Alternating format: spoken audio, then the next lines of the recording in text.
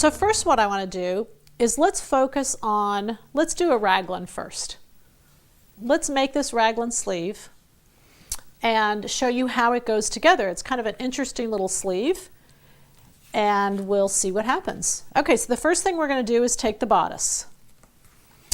And when we do this, we actually take the sleeve and we cut it in half. So I've taken a sleeve and I've cut it in half. Now keep in mind that when I start making the raglan, the relationship of the cap seam line has to be correct to the armhole. So don't just take any sleeve and any armhole.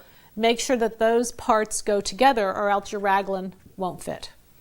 All right, so I'm going to take it and I'm going to overlap right here, the top of the sleeve and the shoulder seam. I'm going to overlap that just 1/4 inch.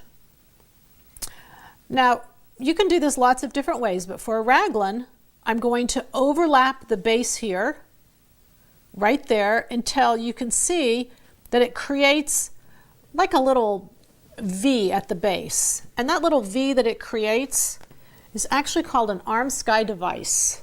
And you know, whenever I teach this, I always think to myself, gosh, this sounds like we're in a foreign country or a foreign planet or something. But this little arm sky device goes at the base of that sleeve, and that's how I know how much to overlap the sleeve to the bodice.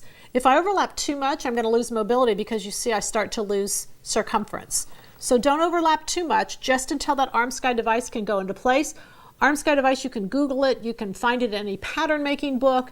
It's out there. You want to make sure you have one that's accurate size. It does grade out, but still the overlap portion is roughly the same no matter what.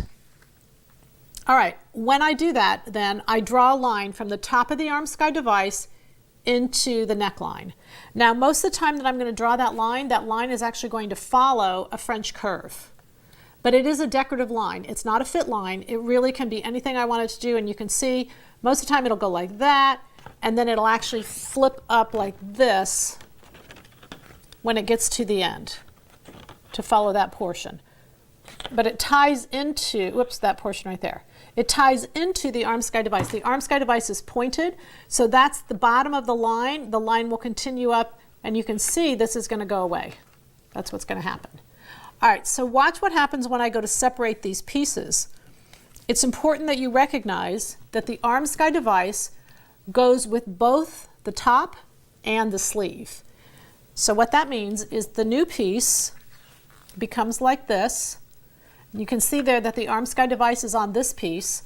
Notice this piece, though, is going to become part of the sleeve. But it still has the arm sky device on it. And that's the only way to include that arm sky device in both pieces is how you get mobility of the sleeve. That's all there is to a raglan. I put the top, let's go back, I'll just review it real quick. I put the top back on, overlap just 1/4 inch up there, close up the sleeve until it overlaps the bodice to where you can put that little arm sky device in place, and then you're going to separate the two pieces. But when you do that, you're going to make sure that the arm sky device is a part of both the sleeve and the armhole. And that creates your raglan. Raglans are in blouses, raglans are in jackets, but just keep in mind that every time I do a raglan, it's characteristic that there's no vertical seam, there's no set-in sleeve.